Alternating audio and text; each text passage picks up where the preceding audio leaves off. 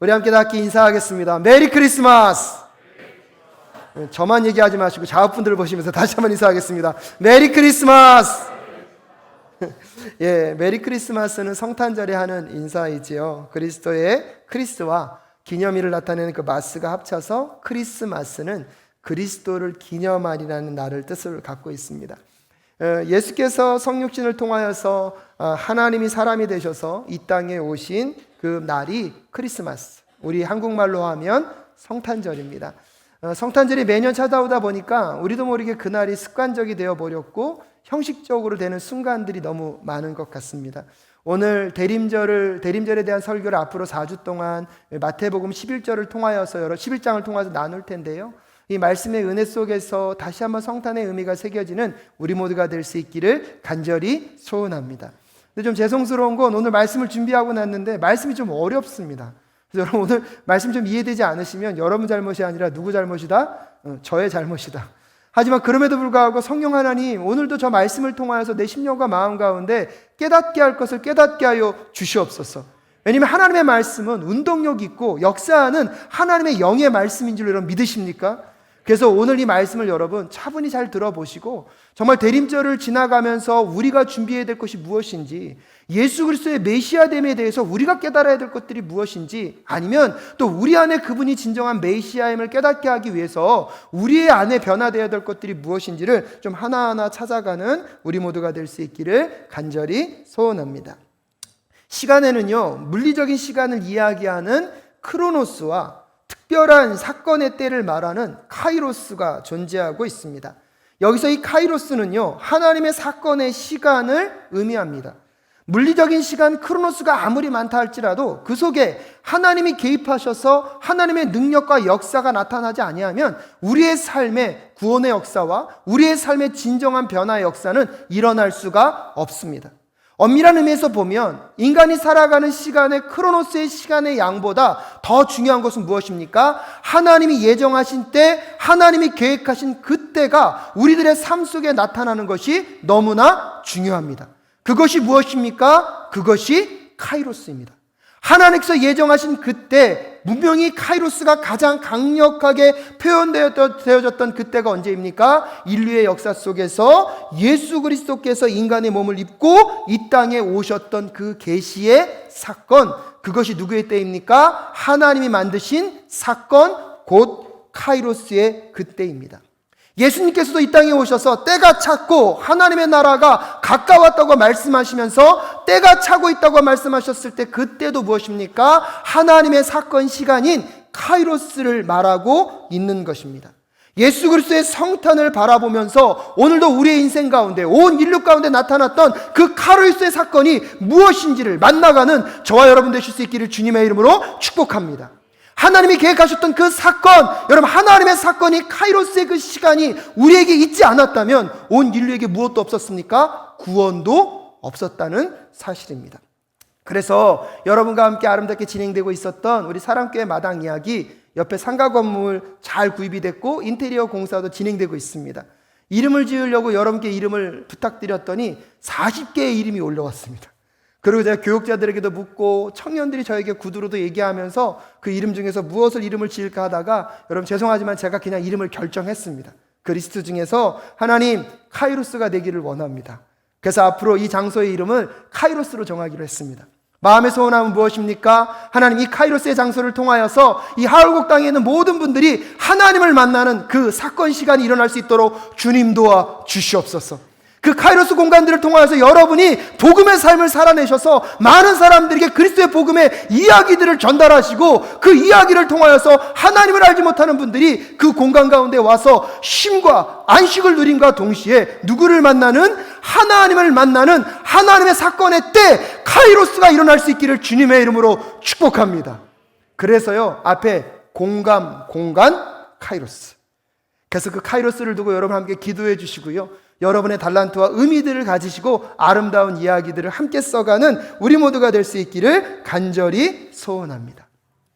하나님의 나라의 임재를 경험하며 하나님 나라 복음이 우리들의 삶의 이야기를 통하여서 나누어지는 그 공간 속에서 하나님의 사건 시간이 끊임없이 이루어지는 아름다운 공간이 될 수 있기를 간절히 소원합니다. 인테리어 공사가 우리 원로 장로님과 여러분들의 헌신을 통해서 잘 진행되고 있습니다. 이번 주에 마무리된다고 합니다. 코로나 때문에 언제 감사 예배를 드려야 될지 알 수 없지만 이제 일정을 또 잡아서 여러분과 함께 그 공간에서 하나님, 이곳에 하나님의 사건의 역사가 일어나게 하여 달라는 마음으로 그 카이로스 그 공간 안에서 함께 감사 예배를 드릴 그날이 곧 올 수 있었으면 좋겠습니다. 인류의 역사 속에 일어났던 그 하나님의 사건 시간, 예수 그리스도가 인간의 몸을 입고 이 땅에 오신 그 카이로스, 그때를 기념하는 것이 언제입니까? 성탄절입니다. 그래서 성탄절이 시작되기 4주 전부터 교회력으로는요, 대림절을 지키고 있습니다. 우리에게 있어서 한 해의 시작은 언제죠? 1월 1일이라면 교회력으로 따지면, 교회력으로는요, 새해의 시작이 이 대림절이 시작되는 시간입니다.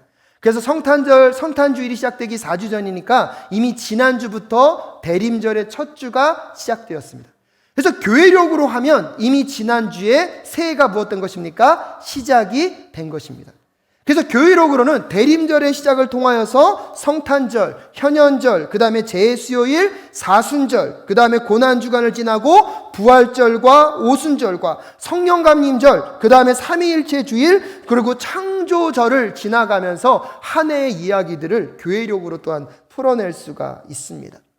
그래서 대림절의 이 기간 동안에는요, 왕 대신 우리 주님의 오심을 기념하며 전통적인 다스림의 대림절 촛불을 우리는 사용하기도 합니다. 그래서 여러분이 예배당에 들어오실 때 여러분 촛불이 몇 개 있는 거 보셨습니까? 5개가 있는 걸 보셨습니다. 그래서 지난주에 하나가 켜졌고요, 오늘이 두 번째 주여서 두 번째 촛불이 켜졌습니다. 그리고 이 대림절 기간에 사용되는 색깔은 보라색입니다.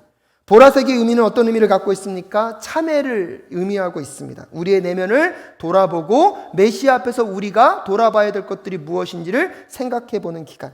또한 그 보라색은요, 위엄과 존엄을 상징하고 있습니다. 대림절의 의미들을요, 우리 마여진 전도사님께서 잘 정리해 놓으셨더라고요. 그래서 제가 오늘 그 정리한 것들을 인용하여서 5가지의 촛불에 대한 의미들을 좀 간략하게 먼저 설명드릴 수 있기를 바랍니다. 첫 번째는요, 소망의 촛불입니다. 하나님의 약속대로 오신 예수 그리스도는 고난과 어둠에 처한 온 인류의 소망의 빛이 되심을 고백하는 마음으로 첫 번째 초는 무슨 초라고요? 소망의 촛불을 켜게 됩니다.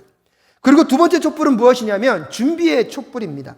이 준비의 촛불은요, 또 다른 말로 하면 회개의 촛불이라고 합니다. 그래서 너는 주의 길을 예비하라, 그의 첩경을 평탄케 하라고 외친 세례요한의 말씀을 따라서 우리들의 교만과 죄를 회개하면서 예수 그리스도를 맞이할 마음의 준비를 하고 있는 시간이 이 시간입니다. 그래서 회개의 의미를 담아서 두 번째 촛불을 켤 때에 하나님 앞에서 잘못됐던 내 삶의 모습들을 돌아보고 오실 메시아를 맞아들이는 내 마음의 상태는 어떤지를 점검해 보는 기간입니다.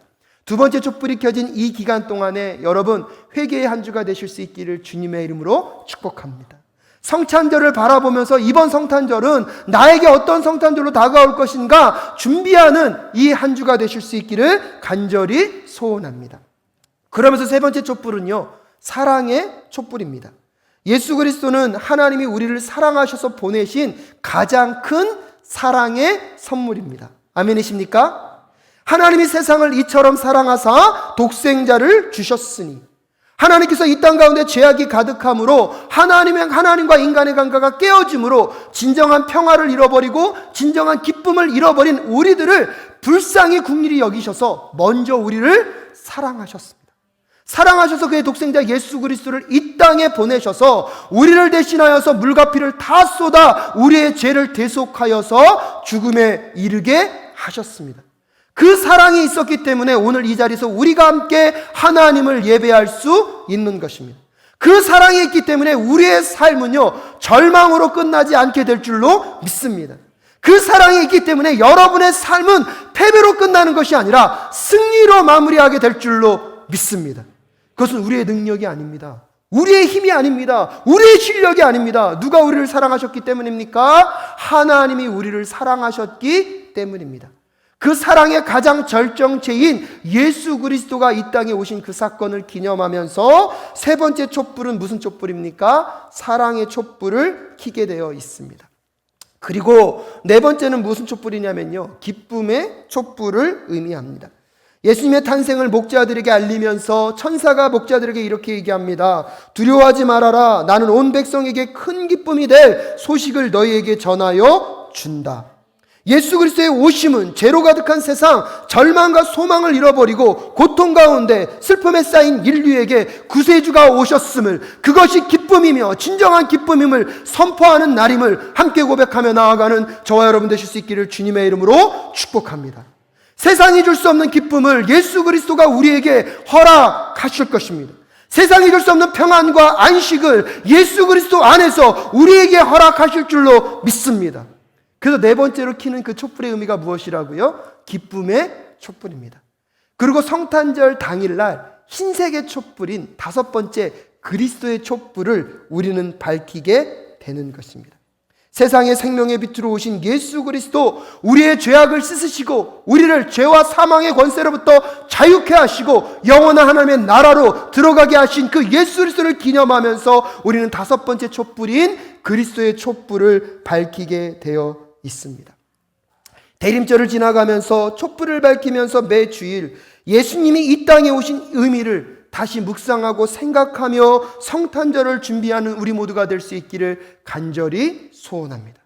매년 똑같이 찾아오는 성탄절이기에 어떠한 가족의 행사나 누군가에게 선물을 주고받는 그런 여러분 휴일이 아니라 정말로 이 땅의 모든 사람들에게 영원한 기쁨과 행복과 평화를 선포하기 위하여 오신 그 예수 그리스도를 맞아들이면서 성탄의 의미가 대림절을 지나가면서 하나하나 새롭게 새겨지고, 이번 2020년 이 성탄절은 여러분에게 다시 찾아오지 않을 그 하나님을 만나고 예수 그리스도를 회복하는 은혜의 성탄이 되실 수 있기를 주님의 이름으로 축복합니다. 그러면서 성탄절을 준비하는 대림절 두 번째 주일, 오늘 여러분과 함께 나누는 마태복음 11장의 본문의 이야기는 어떤 이야기입니까? 오늘 여러분과 함께 읽은 본문의 이야기는 세례 요한이 예수 그리스도가 자신이 그렇게 기다리던 메시아가 맞는지를 제자들을 통하여서 예수 그리스도께 보내서 확인하는 장면을 오늘 우리에게 소개시켜주고 있습니다. 기원전 587년 남유다가 멸망하면서 바벨론의 포로로 끌려갔던 많은 사람들, 하지만 포로로 끌려간 중에도 그곳에서 유대인들 중에는 이방인 나라에서 살아가면서도 좌절하지 않고, 여러분 그 땅에 동화되지 아니하면서 야훼 하나님을 믿는 믿음과 전통적 신앙의 모습을 발전시켜갔던 사람들이 있었습니다. 그들의 과거의 잘못을 철저하게 반성하면서 진정한 신앙인으로 돌아가서 하나님의 율법을 준수하고 하나님의 도우심만이 우리에게 유일한 소망임을 알기에 메시아가 오시면 이 어려움의 모든 문제들이 끊어질 것이다, 이 절망으로부터 다시 소망을 노래할 그날이 올 것이라고 끊임없이 회복의 날을 꿈꿨던 역사들이 시작이 되었습니다. 그 사상이 무슨 사상이냐면 메시아 대망 사상입니다. 그래서 어떠한 절망과 어떠한 힘겨움이 있다 할지라도 메시아가 오실 그날을 바라보면서 그들은 인내하고 주의 말씀 속에서 살아갈 수 있었습니다. 지금 여러분과 함께 읽었던 이 마태복음 11장, 세례 요한이 활동하고 있었던, 즉 예수님이 오셨던 그 당시는요, 유대인들은 로마의 식민지 속에서 가장 힘들고 어려운 삶을 살았기 때문에 그 어느 때보다 메시아의 오심을 가장 강력하게 소원했던 메시아 대망 사상이 가장 극점에 달했던, 그 메시아여 속히 오시옵소라고 고백하는 그 고백이 가장 강렬했던 시대를 살아갔던 모습들을 배경으로 하고 있습니다. 메시아를 대망하는 그것에 간절함이 깊어서 무엇보다도 메시아의 그 오실 길을 예비하기 위해서 하나님께서 누구를 보내셨습니까? 세례 요한을 보내셨습니다. 그래서 메시아의 그 길을 예비하기 위해서 이 역사의 무대에 등장했던 이 세례 요한은요, 그 누구보다도 누구를 열망했습니까? 메시아를 열망했습니다. 마태복음 3장에 보면 예수님이 세례 요한에게 세례를 받으시려고 오십니다. 그때 세례 요한은 마태복음 3장 14절에서 예수님께 이렇게 얘기합니다. 그 말씀을 읽어드립니다. 그러나 요한은 내가 선생께 세례를 받아야 할 터인데 선생께서 내게 오셨습니까? 하고 말하면서 말렸습니다. 하지만 예수 그리스도께서 세례 요한에게 세례를 나에게 베풀라고 말씀하셔서 세례 요한이 누구께? 예수님께 세례를 베푸십니다. 그 세례를 베푸실 때 어떤 일이 벌어집니까? 하늘에서 성령이 비둘기같이 예수님 위로 임하기 시작합니다. 그러면서 음성이 들립니다. 이는 내 사랑하는 아들이다. 내가 그를 무엇한다? 기뻐한다, 좋아한다라고 말씀하고 계십니다. 세례요한이 이 장면을 봤을 때 마음 가운데 무슨 마음이 들었을까요? 저분은 메시아가 분명하다. 내가 고대하고 기다리던 그 메시아가 너무나 분명하다고 얘기하면서 세례요한의 마음이 얼마나 들뜨고 벅찼을까요? 그런데 여러분, 마태복음을 가만히 읽다 보면 그렇게 세례 사역을 끝내고 나서 여러분 세례 요한은요, 이 헤롯 대왕에 의해서 감옥에 갇히게 됩니다. 그래서 감옥 안에서 예수님에 대한 소식을 계속 듣습니다. 내가 만나고 원했던 고대했던 그 메시아가 오셨는데 그분은 어떻게 살아가고 있는가? 그런데 여러분, 세례 요한에게 있어서 그분이 메시아인 것 같은데 그분이 하는 행동이나 행적을 보면 메시아 같지 않은 거예요. 그래서 이 문제점과 이 궁금점을 풀려고 세례 요한이 그의 제자들을 누구에게 보내는 장면입니까? 예수 그리스도께 보내는 장면입니다. 2절과 3절 말씀 우리 함께 읽겠습니다. 함께 읽습니다. 시작. 그런데 요한은 그리스도께서 하신 일들을 감옥에서 전해 듣고 자기의 제자들을 예수께 보내어 3절 물어보게 하였다. 오실 그분이 당신이십니까? 그렇지 않으면 우리가 다른 분을 기다려야 합니까? 세례 요한은요, 메시아의 길을 예비하기 위해서 이 땅에 보냄을 받은 사람입니다. 그래서 어떠한 절망과 어떠한 고통 가운데서도 살아가는 이 백성들에게 유일한 희망은 메시아가 오는 것임을 알고 있었기 때문에 여러분, 그 선지자적 일을 감당하면서 그에게 찾아오는 힘듦과 핍박과 오해와 멸시를 감당하고 있습니다. 언제만을 기다리고 있습니까? 메시아가 오실 그때를. 근데 그렇게 고대하던 메시아가 왔는데 본인이 생각하는 메시아가 아닌 거예요. 메시아라면 그렇게 행동할 수 없는데, 메시아라면 소외된 자들과 가난한 자들과, 메시아가 오히려 더 연약하고 겸손한 모습으로 사람들의 발을 씻기는 소식들을 들으면서 과연 그분이 메시아인가를 맞는가를 궁금해하고 있는 것입니다. 그래서 제자들을 통해서 확인하고 있는데요, 예수님의 대답이 뭔지 아십니까? 그것이 4절과 5절입니다. 4절과 5절 말씀 함께 읽겠습니다. 시작. 예수께서 그들에게 대답하셨다. 가서 너희가 듣고 본 것을 요한에게 알려라. 눈먼 사람이 보고 다리 저는 사람이 걸으며 나병 환자가 깨끗하게 되며 듣지 못하는 사람이 들으며 죽은 사람이 살아나며 가난한 사람이 복음을 듣는다. 6절. 나에게 걸려 넘어지 않는 사람은 복이 있다. 여러분, 6절을 다시 해석하면 나를 오해하거나 의심하지 않는 자들은 복이 있다. 이렇게 예수님께서 세례 요한의 제자들에게 말씀해 주셨습니다. 당신이 메시아가 맞습니까? 라고 얘기할 때 내가 메시아라고 말하기보다는 예수님께서는 오히려 이사야 35장 5절과 6절 말씀과 이사야 61장 1절과 2절 말씀을 함께 섞어서 내가 메시아라는 사실을 말씀을 통하여서 전달해 주고 계십니다. 이사야 35장 5절부터 6절까지의 말씀을 여러분 한번 볼까요? 말씀 띄워주십시오. 함께 읽겠습니다. 시작. 그때에 눈먼 사람의 눈이 밝아지고 귀먹은 사람의 귀가 열릴 것이다. 그때에 다리를 절던 사람이 사슴처럼 뛰고 말을 못하던 혀가 노래를 부를 것이다. 광야에서 물이 솟겠고 사막에 시냇물이 흐를 것이다. 이사야 61장 1절과 2절 말씀도 함께 읽겠습니다. 시작. 주님께서 나에게 기름을 부으시니 주 하나님의 영이 나에게 임하셨다.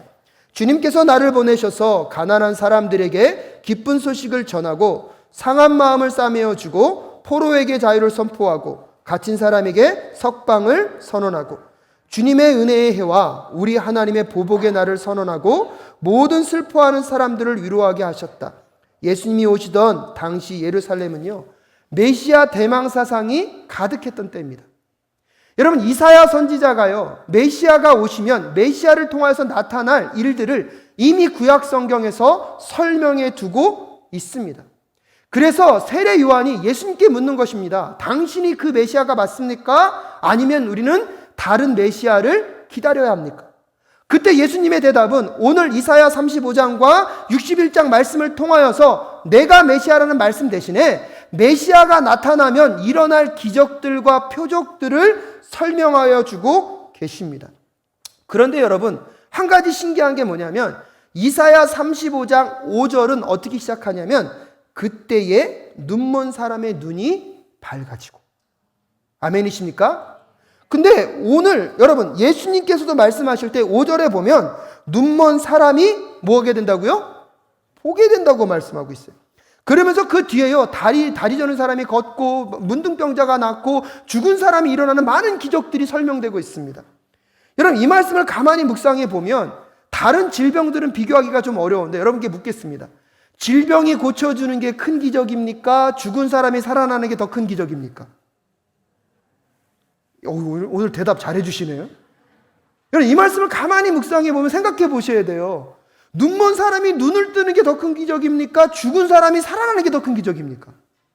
그러면 메시아가 오셨는데 메시아임을 드러내려면 눈먼 사람이 눈을 뜨는 게 더 큰 기적으로 나타날까요? 죽은 사람이 살아나는 게 더 큰 기적이 나타날까요? 아무리 생각해봐도 메시아임을 드러내려면 저는 순서상으로 보면 눈먼 사람이 눈을 뜨는 게 먼저가 아니라 앞부분에 뭐가 와야 되죠? 죽은 사람이 살아난다. 근데 여러분 이사야 35장 5절도 뭐가 먼저 시작합니까? 눈먼 자가 눈을 뜬다. 오늘 예수님께서 당신이 메시아가 맞습니까? 라고 물을 때 너희들이 본 것대로 얘기하라. 그러면서 가장 먼저 뭘 얘기하고 있습니까? 눈먼 자들이 무엇을 하고 있다? 눈을 뜨고 있다. 여러분 기적적으로 보면 죽은 사람이 살아나는 게 더 큰 기적인 것 같지만 유대인들에게 있어서는요, 메시아가 나타나면 가장 부인할 수 없는 강력한 기적이 무엇입니까? 눈먼 자가 눈을 뜨는 기적입니다. 그게 왜 그러냐면 여러분 구약 성경을 가만히 들여다보면 구약 성경에서는요 죽은 자가 살아난 적이 있습니다. 여러분 제가 성경을 가만히 들여다보니까 열왕기상 17장에 보면 엘리야가 사르밧 과부의 죽은 아들을 살리는 사건이 나옵니다. 열왕기의 하 4장에 보면요 엘리사가 수넴 여인의 죽은 아들을 살리는 사건이 등장합니다. 구약 성경에 죽었던 사람이 살아난 사건이 있습니다. 또한요 여러분 문둥병자가 나은 사건이 있습니다. 여러분이 잘 아는 나아만 장군이 문둥병으로 있다가 어떻게 되죠? 고침을 받습니다. 신기한 게 뭐냐면 구약 성경에 많은 기적들이 등장하고 있는데요, 죽은 사람도 살아난 기적이 있고요, 문둥병자 나은 기적들이 있습니다. 근데 어떤 기적은 나타나지 않습니까? 눈먼 사람이 눈을 뜨는 기적은 구약 성경에 적혀 있지 않습니다. 그래서 유대인들에게 있어서는요 여러분 죽은 자가 살아나는 기적도 놀라운 기적이지만 메시아가 나타날 때 가장 대표적으로 나타나는 사건이 어떤 사건입니까? 맹인이 눈을 뜨는 사건입니다. 그래서 마태복음을 가만히 읽다 보면 마태복음의 4번에 걸쳐서 맹인이 눈을 뜨는 사건을 마태복음 9장, 15장, 20장, 21장에서 나타내고 있습니다. 여러분 그래서 신약 성경에서 보면 맹인이 눈을 뜨는 사건이요 우리에게 다시 한번 조명될 필요가 있습니다. 요한복음 9장 30절부터 33절은 어떤 장면이냐면 실로암 연못가에 가서 소경이 눈을 뜬 사건을 이야기하고 있습니다. 여러분 우리가 가장 좋아하는 찬양 중에 무슨 찬양이 있죠? 어두운 밤에 캄캄한 밤에. 요즘 군부대에서요 이 실로암이요 이 군인들 막 부흥하는 어떤 그 노래로 불려지더라고요. 근데 이러면 이 실로암의 의미가요 오늘 좀 우리에게 다시 다가올 수 있었으면 좋겠습니다. 실로암에서 예수님께서 눈먼 자를 눈뜨게 하셨습니다. 근데 그 일을 안식일에 하셨습니다. 그것 때문에 바리새인들과 예수님의 대립이 더 극심해졌습니다. 그러면서 그 눈먼 자에게 바리새인들에게 묻습니다. 너의 눈을 뜨게 한 사람이 누구냐? 여러분 요한복음 9장 30절과 33절에서 그 맹인이 그 바리새인들을 통하여서 이렇게 얘기합니다. 우리 그 말씀 한번 볼까요? 요한복음 9장 30절부터 33절 말씀 띄워주세요. 함께 읽겠습니다. 시작. 그가 그들에게 대답하였다. 그분이 내 눈을 뜨게 해주셨는데도 여러분은 그분이 어디서 왔는지 모른다니 참 이상한 일입니다. 하나님께서는 죄인들의 말을 듣지 않으시지만 하나님을 공경하고 그의 뜻을 행하는 사람의 말은 들어주시는 줄을 우리는 압니다. 나면서부터 눈먼 사람의 눈을 누가 뜨게 하였다는 말은 창세로부터 이제까지 본 적이 없습니다. 그가 하나님께로부터 오신 분이 아니라면 아무 일도 하지 못하셨을 것입니다. 오늘 나으면서 눈먼 자였던 이 사람이요 눈을 뜨게 되고 나서 그 바리새인들에게 뭐라고 얘기하고 있는 것입니까? 그분이 내 눈을 뜨게 해주셨는데도 왜 여러분은 그분이 어디서 왔는지 모른다니 참 이상합니다. 왜요? 이미 말씀에 통달해 있는 사람들은 메시아가 나타나면 가장 대표적으로 나타나는 기적이 무엇입니까? 맹인이 눈을 뜨는 사건입니다. 바리새인들은 그 성경의 내용을 너무나 잘 알고 있습니다. 근데요, 이 맹인이 눈을 뜨고 났는데 창세로부터 맹인의 눈을 뜨게 해줬다는 사람의 역사를 들어본 적이 없는데 오늘 그 눈뜬 역사가 누구예요? 자기잖아요. 그러면 저분이 메시아인 것을 누구는 알고 있어요? 나는 알고 있는데 어떻게 해서 바리새인들 당신들이 그분이 누군지를 모르고 나에게 그분들을 묻습니까? 참 답답합니다라고 얘기하는 장면이 오늘 이 본문의 장면입니다. 저는요, 예수님께서 왜 메시아가 오신 그 사건에서 눈을 뜨는 장면을 가장 메시아 되심을 드러내는 가장 강력한 표징으로 사용하고 있는가를 오늘 영적으로 여러분과 함께 조금 더 묵상해 볼 수 있었으면 좋겠습니다. 예수님은요, 이 땅에 성육신으로 오신 하나님이십니다. 아멘이십니까? 하나님은요, 그 예수 그리스도를 통하여서 이 땅의 구원자로 삼으셨고요, 그 예수 그리스도만이 유일한 구원의 길이심을 우리에게 약속하셨습니다. 근데 그 예수 그리스도가 메시아임을 증거하는 방법으로 두 가지를 선택하셨는데요. 첫 번째는 뭐냐면 성경을 통하여서 이미 구약서부터 시작해서 신약 성경에 이르기까지 예수 그리스도가 누구시다? 메시아이시다. 그분이 하나님이심에도 불구하고 인간의 몸을 입고 이 땅에 오셔서 우리를 위하여 물과 피를 다 쏟으시고 죽으시면서 우리를 구원하실 메시아이심을 성경을 통하여서 이미 증거하셨고요. 예수님이 이 땅에 오셔서 그 성경의 내용대로 모든 기적과 이적을 나타내시면서 여러분 그 성경이 말하고 있는 메시아가 누구다? 나임을 나타내셨습니다. 아멘이십니까? 무엇보다도요, 여러분 이것이 가장 중요한 의미가 그것입니다. 그 메시아를 간절히 기다리고 있었는데 그 메시아가 오셨음에도 불구하고 사람은 그 메시아를 알아보았습니까? 알아보지 못했습니까? 알아보지 못한 이유는 어디에 있습니까? 그들의 영적인 눈이 아직도 맹인으로 있었기 때문입니다. 메시아를 바라볼 수 있는 것, 메시아가 메시아 되심을 알아볼 수 있는 것, 하나님의 말씀인 성경을 통하여서 영적인 눈을 뜬 자만이 그 예수 그리스도를 만나게 될 줄로 믿습니다. 무엇보다도 여러분, 구약의 창세기부터 시작된 이 계시, 예수 그리스도의 십자가의 사건은요, 구약의 첫 부분에는 그렇게 분명하게 드러나지 않습니다. 근데 구약 성경이 시대를 거쳐오면서 세례 요한의 시대가 올 때까지요, 점점 이 계시가 어떻게 됩니까? 선명해지고 분명해집니다. 예수님의 구원 사건은요, 어느 순간 갑자기 딱 등장한 것이 아니라 이미 하나님께서 태초 전부터 온 인류를 구원하기 위하여서 십자가의 사건을 계획하셨고 이미 확증하셨습니다. 아멘이십니까? 근데 문제는 뭐냐면 그것이 잘 보이지 않는다는 거예요. 마치 여러분 오늘 이 공간 가운데 저와 여러분이 있습니다. 근데요 여기에 불을 딱 꺼버려요. 그러면 서로 볼 수 있어요, 없어요? 없죠. 그렇다고 여러분이 존재하는 것입니까? 존재하지 않는 것입니까? 존재하는 거잖아요. 근데요 저희 교회 이 불을 딱 피면 처음에는요 불이 환하지 않아요. 점점 불이 어떻게 되죠? 밝게 비치면서 이 본당 안에 누가 있는지를 서로 뭐 할 수 있습니까? 확인할 수가 있습니다. 왜 이 말씀을 드리냐면 여러분, 구약 성경을 가만히 읽다 보면 창세기의 구원의 역사가 쓰여져 있지만 그걸 통하여 예수님을 분명히 볼 수 있어요, 없어요? 없어요. 근데요 그 창세기를 시작하여서 말라기를 거쳐서 세례 요한의 시대까지 오면 구약 성경에서 말하고 있는 그 구세주 메시아가 누구심을, 예수 그리스도이심을 우리는 밝히 볼 수 있는 눈이 열린다는 것입니다. 다시 한번 설명드리면 여러분 창세기 3장 15절에 보면 아담과 하와가 범죄하였을 때 하나님께서 이 모든 인류를 구원하시겠다고 뭐라고 약속하십니까? 여러분 창세기 3장 15절 말씀 함께 읽을까요? 읽겠습니다. 시작. 내가 너로 여자와 원수가 되게 하고 너의 자손을 여자의 자손과 원수가 되게 하겠다. 여자의 자손은 너의 머리를 상하게 하고 너는 여자의 자손의 발꿈치를 상하게 할 것이다 라고 얘기하면서 저희는 이 창세기 3장 15절을 원복음이라고 얘기합니다. 원시복음. 왜요? 하나님께서 창세기에서 이미 우리를 무엇 하실 것을? 구원하여 주실 것을 약속하셨고 계획하셨기 때문입니다. 근데 여러분에게 묻겠습니다. 창세기 3장 15절 말씀을 계속 보시면 예수 그리스도가 보이십니까? 그 말씀만 읽으면 그 속에서 예수 그리스도의 구속의 사건이 보이십니까? 볼 수가 없어요. 분명하지가 않아요. 근데요, 그 원시복음을 시작으로 하여서 아브라함의 언약, 다윗의 언약, 수많은 선지자들을 통하여서 메시아가 오면 이런 일이 벌어질 것이다. 그리고 궁극적으로 누가요? 세례 요한이 와서 나는 그의 길을 예배하러 온 사람이다. 광야에서 외치는 자의 소리다. 라고 선포하면서 그 예수 그리스도의 구원의 사건이 점점점 어떻게 해요? 밝히 드러나고 있다는 것입니다. 그래서 그것을 그림으로 표현하면 이런 그림입니다. 그림 보여주세요. 그림 이미지 띄워주세요. 예.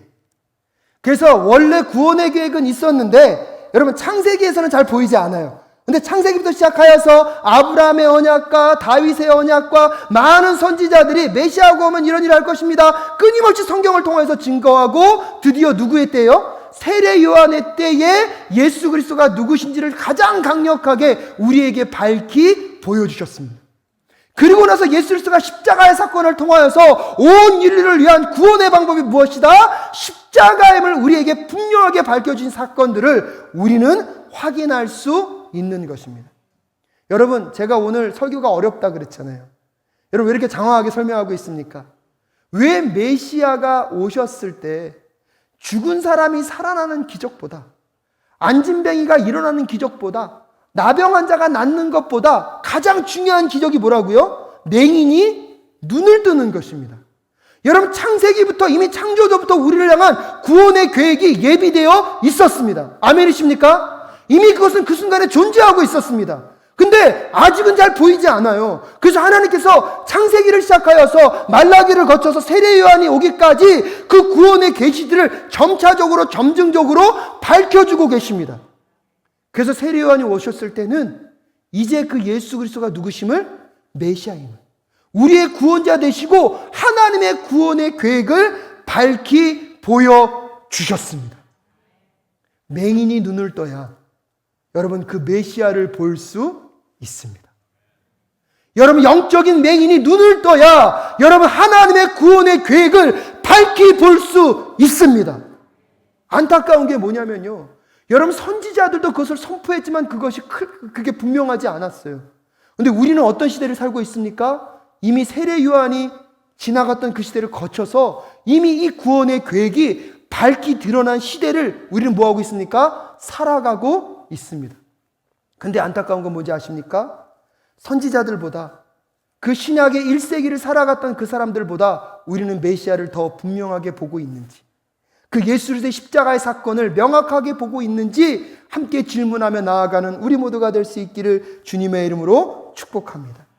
메시아를 대망하고 내 삶 가운데 영원한 소망이신 그분을 바라보고 있지만 여전히 눈이 맹인과 같이 되어서 메시아가 누군지를 분별하지 못합니다. 가장 힘들고 어려운 순간에 우리가 봐야 할 것이 무엇이고 우리가 분별해야 될 것이 무엇인지를 볼 수 없을 정도로 눈이 맹인이 되어 버렸습니다.